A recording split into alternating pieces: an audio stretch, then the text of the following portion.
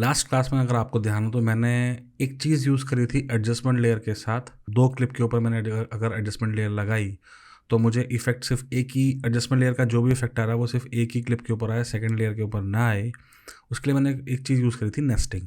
ये क्लास है नेस्टिंग के ऊपर ही, काफ़ी अच्छी क्लास होगी। मैंने अच्छे से प्रिपेयर भी करी आप लोगों को समझाने के लिए। तो चलिए स्टार्ट करते हैं। तो देखिए इसके लिए मैंने कुछ म्यूज़िक यहाँ पे इंपोर्ट किए हुए हैं, ठीक है, और कुछ वीडियोस इंपोर्ट किए हुए हैं। नेस्टिंग नेस्टिंग होती क्या है? सबसे पहले मैं एक काम करता हूँ, सबसे पहले मैं एक बनाता हूँ सीक्वेंस। जैसे ही मैंने सीक्वेंस क्रिएट किया, ये वीडियो का साइज़ जो है वो है 4096, मतलब 4K का ये वीडियो है। ओके, ये सीक्वेंस बन गई। मैंने एक और वीडियो यहाँ पर लिया और ये देखिए यहाँ आया, ठीक है। ये जो वीडियो का साइज़ है 1920 है, मतलब 2K, ऑलमोस्ट हाफ है ये इसका। इसको मुझे सेट टू फ्रेम करना पड़ेगा, सेट टू फ्रेम साइज़। जैसे मैं सेट टू फ्रेम साइज़ करूँगा तो ये जितना हो सके अपने आप को सेट करने की यहाँ पे कोशिश करेगा। अच्छा, इसका एक चीज़ मैं बताता हूँ, इसको मैं यहाँ से डिलीट कर देता हूँ, ठीक है। आप एडिट में जाइए, अपने प्रेफरेंसेस में जाइए। मैक वाले जो हैं उनको फाइल के अंदर मिलेगा प्रेफरेंसेस, पर यहाँ मुझे एडिट के अंदर प्रेफरेंसेस में जाऊँगा और यहाँ पर मैं जाऊँगा मीडिया के अंदर। अगर मैं मीडिया के अंदर जाता हूँ तो यहाँ पर एक ऑप्शन खुल के आता है डिफ़ॉल्ट मीडिया स्केलिंग, यहाँ पे है नन। तो मैं यहाँ पे कर देता हूँ सेट टू फ्रेम साइज़ और ओके कर देता हूँ। तो कभी भी कोई भी मीडिया में अगर इंपोर्ट करता हूँ तो वो जिस सीक्वेंस में इंपोर्ट हो रहा है वो पहले से ही अपने आप को सेट करता हुआ ही यहाँ पे इंपोर्ट होगा टाइमलाइन के ऊपर। जैसे मैंने देखिए पहले वो जो वीडियो था वो छोटा आ रहा था, मुझे सेट खुद से करना पड़ा था, पर यहाँ पर वो जितना हो सके पहले से अपने आप को सेट कर देगा। तो ये मैं एक्चुअली वही रखता हूँ, आपको दिखाना था इसलिए मैंने वो ऑप्शन वहाँ से हटा दिया था। मैंने तीसरा क्लिप भी लिया, ये लिया। अब आप ध्यान दीजिएगा, इन 2 क्लिप के अंदर ऑडियो है, इसके अंदर ऑडियो नहीं है, ठीक है। नेस्टिंग हम लोग यूज़ कब करते हैं, ठीक है। नेस्टिंग का बेनिफिट क्या है? देखिए आप या तो इसके ऊपर आपको कोई कलर करेक्शन करना है, आप इन तीनों के ऊपर एडजस्टमेंट लेयर लगा के करेक्शन कर सकते हैं, या फिर नेस्टिंग मैंने जैसे आपको लास्ट क्लास में बताया था नेस्टिंग हमको क्यों करनी पड़ी थी, कि अगर मैंने एडजस्टमेंट लेयर यहाँ इस वाले ट्रैक 2 के ऊपर ली, कोई एडजस्टमेंट लेयर यहाँ पर ली मैंने एडजस्टमेंट लेयर, और अगर ये वाला वीडियो इसके ऊपर है और मैं चाहता हूँ कि एडजस्टमेंट लेयर के अंदर मैंने जो भी करेक्शन किया है वो इसके ऊपर हो, इसके ऊपर ना हो, तो हम लोग इसको ऐसे नेस्ट कर दे रहे थे, ठीक है। नेस्टिंग का मैंने आपको बता दिया था लास्ट क्लास में, अभी मुझे आपको कुछ और बताना है, ठीक है। नेस्टिंग आप इसलिए करते हो। दूसरा, अगर मैं इन तीनों क्लिप को, अगर आपकी टाइमलाइन में बहुत ज़्यादा कॉम्प्लेक्सिटी हो गई है, बहुत ज़्यादा कट्स लग चुके हैं और बहुत ज़्यादा आपने एडिटिंग कर लिया है, बहुत सारे साउंड ट्रैक, टाइम रीमैपिंग वगैरह काफ़ी कुछ कर लिया है और आप चाहते नहीं कि वो डिस्टर्ब हो, तो आप उसको पकड़ के, सारी क्लिप्स को पकड़ के आप नेस्ट करके रख सकते हो अपने आप एक एज अ सिंगल क्लिप। चलिए स्टार्ट करता हूँ कि मैं सबसे पहले करता हूँ इसको नेस्ट। मैंने यहाँ से इनको किया नेस्ट किया, मैंने इसका नाम दे दिया नेस्ट 1, ठीक है। जैसे मैंने नेस्ट 1 नाम दिया है तो देखिए क्या होता है एक्चुअली, यहाँ पर एक नया सीक्वेंस क्रिएट होता है, यहाँ पर एक नया सीक्वेंस क्रिएट होता है, ये रहा। और ये वाला सीक्वेंस था वो एक्चुअली इसके अंदर क्रिएट हो गया है, ये रहा। इसको भी मैं बाहर ही ले लेता हूँ, ठीक है। तो सीक्वेंस मेरे दोनों बाहर हैं, ये ओरिजिनल सीक्वेंस है और ये मेरा नेस्टेड सीक्वेंस जो मैंने अभी क्रिएट किया है। अब नेस्टेड सीक्वेंस के ऊपर मैं डबल क्लिक करता हूँ तो देखिए ये तीनों क्लिप वो रही, और ये मेरा ओरिजिनल सीक्वेंस और ये मेरा नेस्टेड सीक्वेंस। ये मेरा ओरिजिनल सीक्वेंस, देखिए इसके अंदर भी वेव फॉर्म्स आ रहे हैं। वो किसके वेव फॉर्म आ रहे हैं? इस वाले के, क्योंकि इस वाले ऑडियो में एक्चुअली वेव फॉर्म है ही नहीं, तो इसलिए यहाँ पर वेव फॉर्म नहीं है, यहाँ पर वेव फॉर्म है। ओके, अब देखिए ये जो सीक्वेंस क्रिएट हुआ इसकी अपनी भी खुद की सीक्वेंस सेटिंग होंगी। जैसे मेरे वाले इस वाले ओरिजिनल वाले क्लिप जो सीक्वेंस था उसकी सेटिंग्स थी 4096/2160, 25 फ्रेम का है। ऑटोमेटिकली सीक्वेंस भी उसी फ्रेम साइज़ का बन जाता है। आपको अगर कभी फ्रेम साइज़ चेंज करना है तो आप जो नेस्टेड सीक्वेंस है उसका फ्रेम साइज़ भी यहाँ से, या जो भी आपको सेटिंग्स चेंज करनी है वो आप यहाँ से चेंज कर सकते हैं, क्योंकि ये भी एक सीक्वेंस ही है, एक सब सीक्वेंस मान लीजिए इसको, अलग से एक सीक्वेंस बना है। मैंने नेस्टेड सीक्वेंस के अंदर गया। अब मैंने मान लीजिए मैंने यहाँ से एक इफ़ेक्ट लिया ब्लैक एंड वाइट, और मैंने ये सेंटर वाली क्लिप पे डाल दिया यहाँ पे, ठीक है। तो वाली क्लिप ब्लैक एंड वाइट हो गई, और मैंने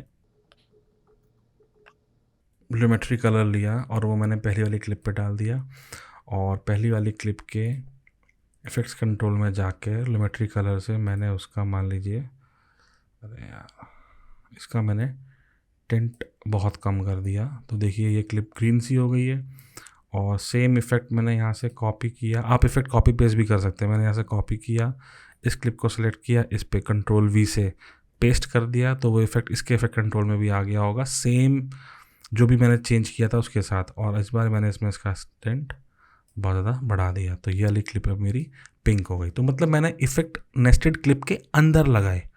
तो देखिए जो इफ़ेक्ट लगे हैं ना, वो आप बाहर वाली क्लिप में जाके देखिए, जो नेस्टेड क्लिप जो सीक्वेंस है उसका, उसमें भी वो चेंज हो जाते हैं।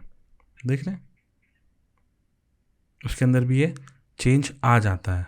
अभी एक चीज़ और, मतलब मैंने इफेक्ट यहाँ लगाए थे इंडिविजुअल क्लिप्स के ऊपर, और उनकी जो एक जॉइंट क्लिप थी, नेस्टेड क्लिप थी, उसके ऊपर भी इफेक्ट दिख रहे हैं। आप चाहो इस क्लिप का खुद का अपना भी एक इफेक्ट कंट्रोल होता है। ये जो नेस्टेड सीक्वेंस है इसका अपना भी खुद का इफेक्ट कंट्रोल है, पर आप देखिए इसका सोर्स वाला कुछ नहीं होता है। देख रहे हैं, अगर मैं इसका F दबाऊंगा तो मुझे वो उस क्लिप का दिखा रहा है, जो उस क्लिप किसके अंदर है। F मैंने आपको बताया था मैच फ्रेम के लिए होता है। देख रहे हैं, यहाँ पर पूरी क्लिप आ रही है,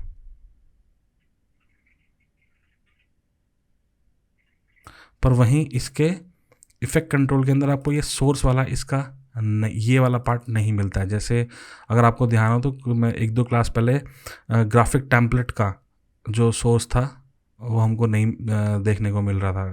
चलिए छोड़िए इस बात को, इसका भी सोर्स हमको यहाँ नहीं मिलता है। पर अगर मैंने मैच फ्रेम किया तो मुझे यहाँ पे इसकी पूरी सीक्वेंस की ये पार्ट दिख रहा है। अभी मैंने क्या किया, मुझे इस पूरी सीक्वेंस के ऊपर एक इफ़ेक्ट लगाना है। मान लीजिए मैंने ब्लर इफ़ेक्ट लिया,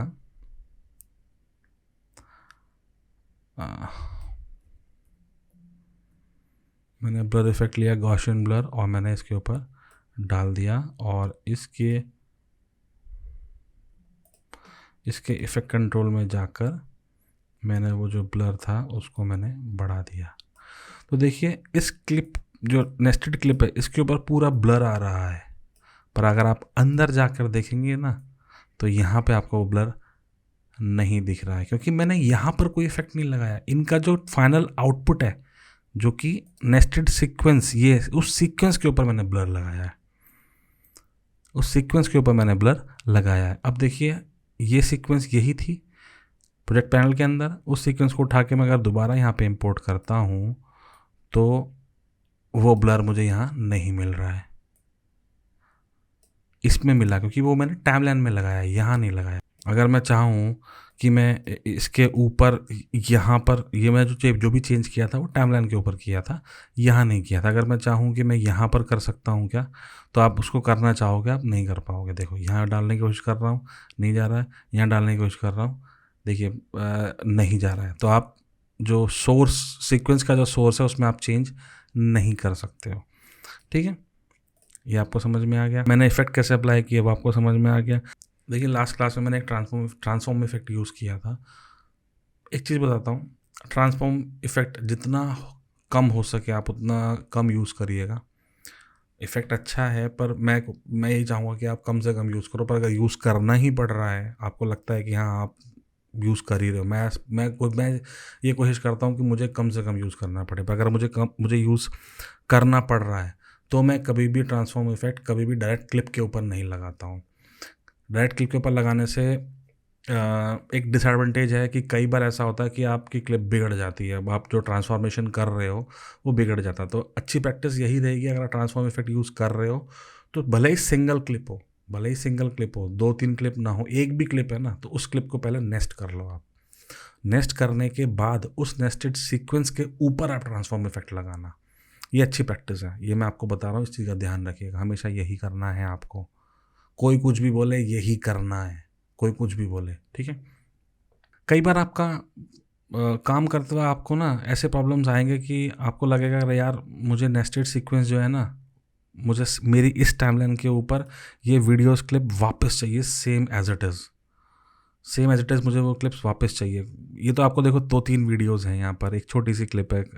टाइमलाइन इतनी ज़्यादा कॉम्प्लेक्स हो जाती है और आपने नेस्ट कर दिया, फिर आपको लगता है कि मुझे वो क्लिप वहाँ से 10-12 क्लिप हैं with sound effect, with transitions, with जितने भी इंडिविजुअल क्लिप के ऊपर इफेक्ट लगे हैं वो एज इट इज़ आपको इस वाले मेरे मेन सीक्वेंस के ऊपर चाहिए। तो आपको क्या करना होगा, आप नेस्टेड सीक्वेंस के ऊपर जाओ, ऐसे पकड़ो, ड्रैग करके इसके ऊपर कर्सर लेके आएंगे तो एकदम से ये वाली मेन सीक्वेंस खुल गई। यहाँ पे ला के आप इसको छोड़ दो तो आपको वो क्लिप्स एज इट इज़ मिल जाती हैं विद जो भी इफेक्ट लगे थे उनके साथ। या फिर आप एक काम और कर सकते हैं, नेस्टेड सीक्वेंस तो मेरे पास है, अगर मैं इसको यहाँ पर ऐसे लेकर आता हूँ तो देखिए पूरी सीक्वेंस उठ के आ जाती है, पर मुझे तो ये नहीं चाहिए था, मुझे इंडिविजुअल क्लिप्स चाहिए थी। तो आप एक काम करो, इसको मैं डिलीट कर देता हूँ। ये जो बटन दिख रहा है ना आपको, ये insert and overwrite sequence as nest और इंडिविजुअल क्लिप्स, आप इसको अनचेक कर दो, मतलब ब्लू था उसको वाइट कर दो।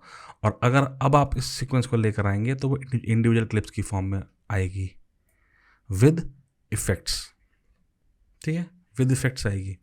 देखिए गॉसियन ब्लर इसके ऊपर लगाया था मैंने, वो गॉसियन ब्लर इफेक्ट इस सीक्वेंस के ऊपर लगाया था, इसलिए मुझे जब भी यहाँ से मैं उठा के ला रहा हूँ मुझे गॉसियन ब्लर नहीं मिल रहा है।